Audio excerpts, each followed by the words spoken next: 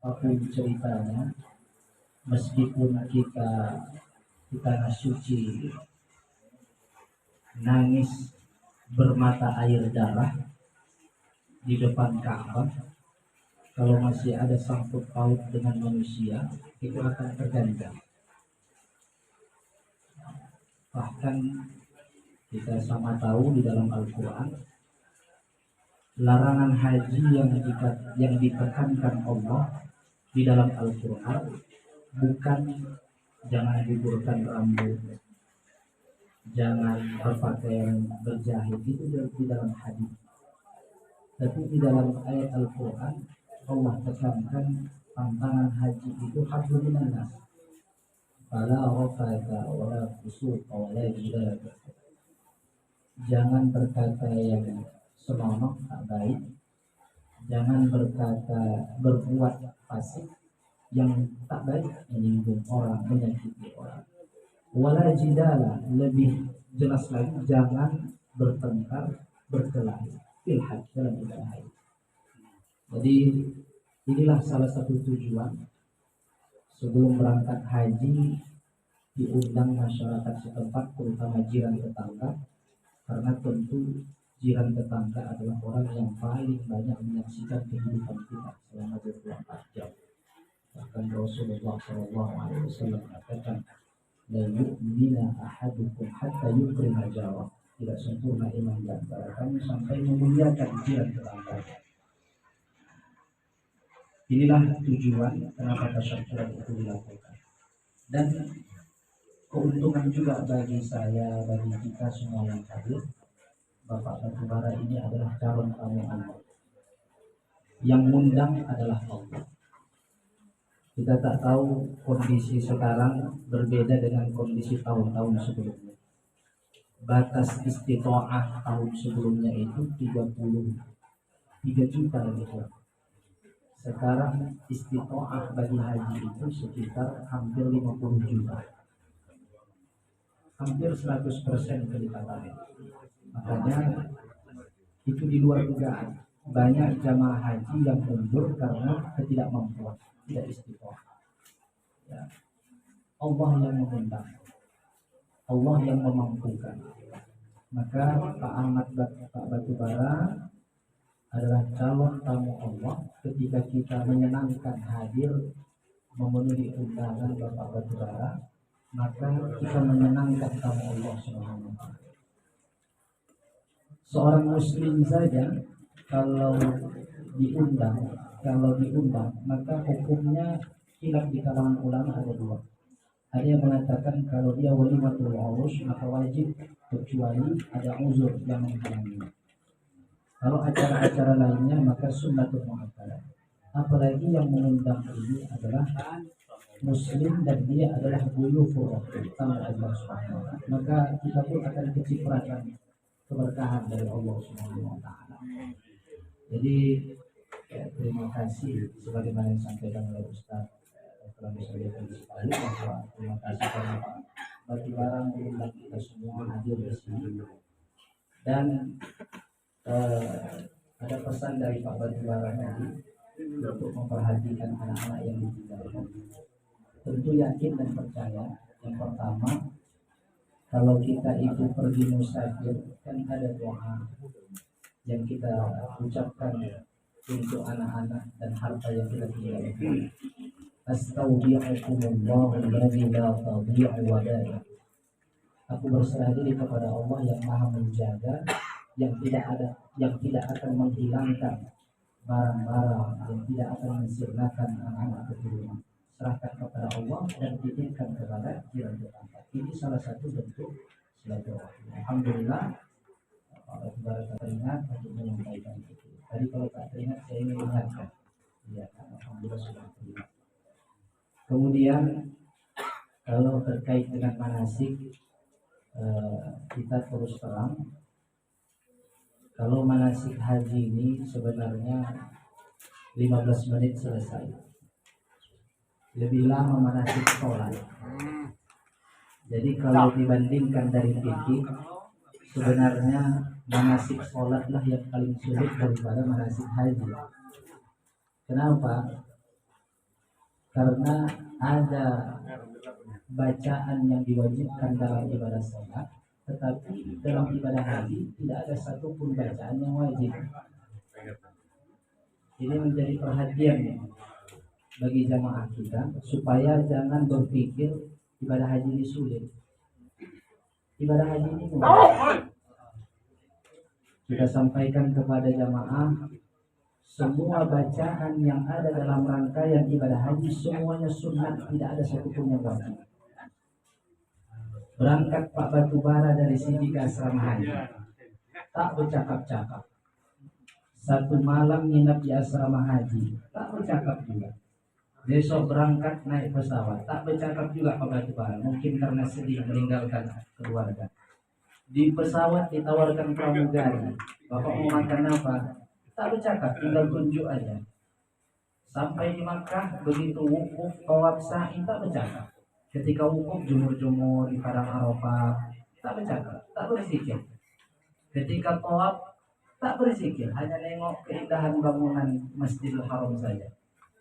Sa'i juga tak berzikir, diam saja. Begitu di Muzdalifah, di Mina, lontar pun tak apa, hanya bukan melontar saja.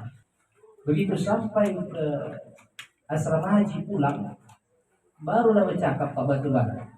Itu pun merepet karena tak ada keluarga yang menjemput. Kira-kira sahkah haji Pak Batubara? Sah. Tak ada bacaan yang wajib. Makanya kita jelaskan kepada jamaah, ibadah haji ini mudah.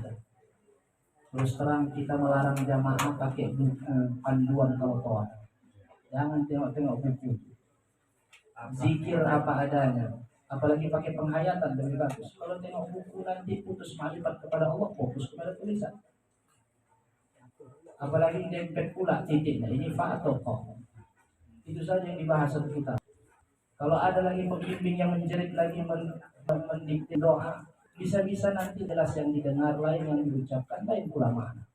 Makanya kita sering sampaikan kepada jamaah, zikir apa adanya. Teringat dosa yang banyak yang dibawa dari tanah air, astagfirullah.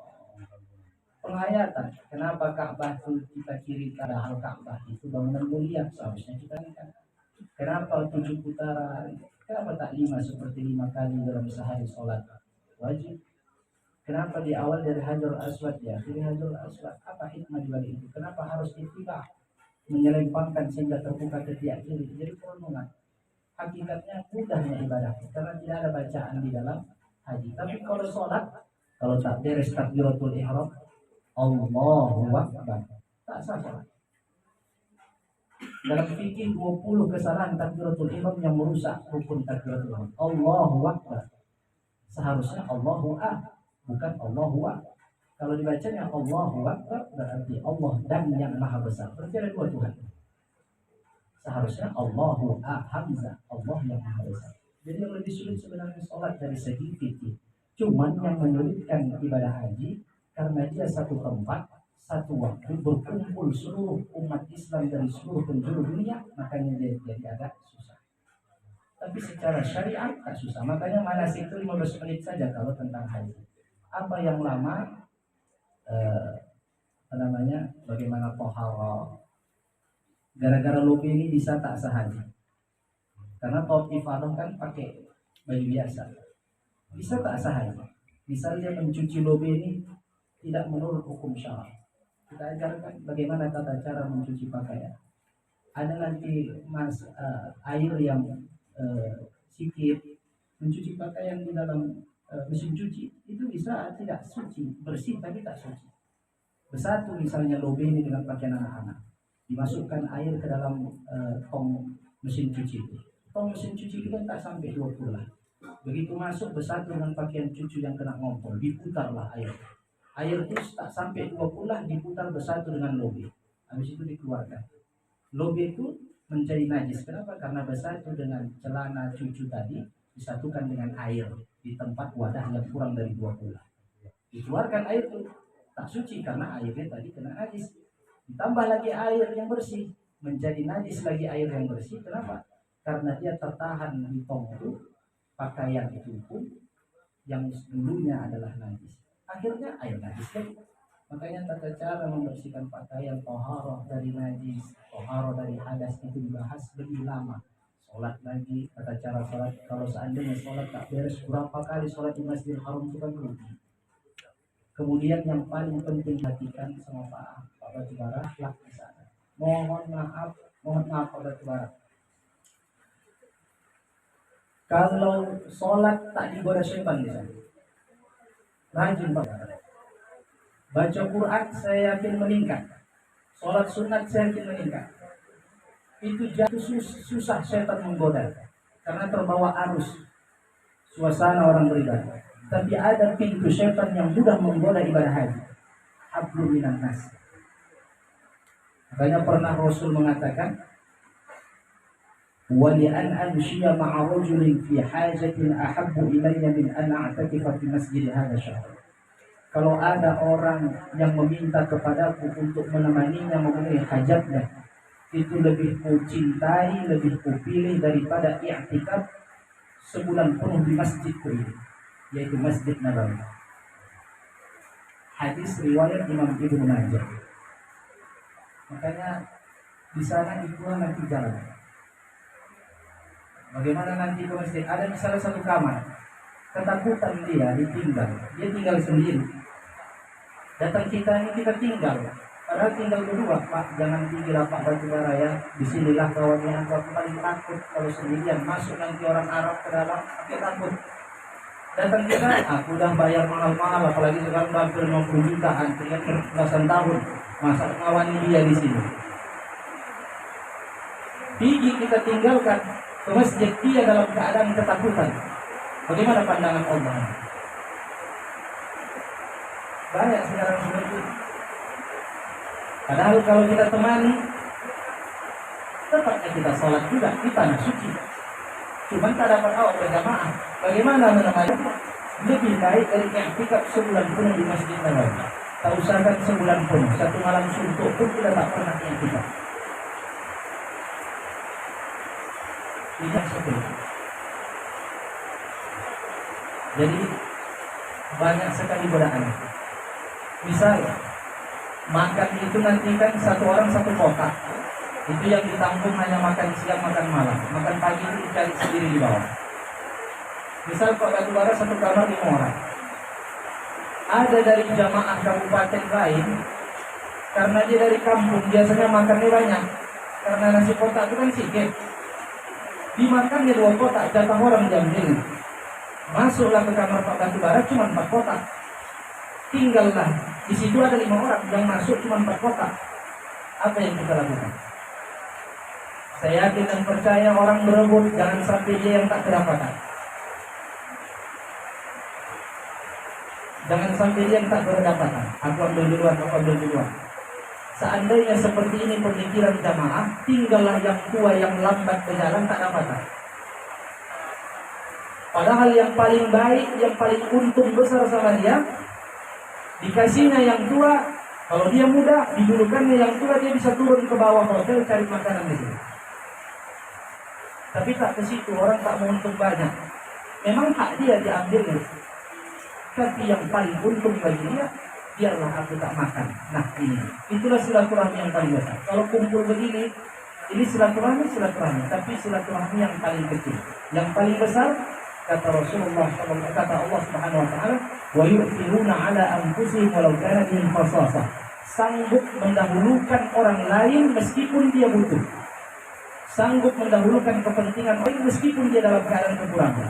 Yang dilakukan oleh penduduk Ansor ketika muhajirin datang, mereka sanggup berbagi harta, sanggup berbagi budak.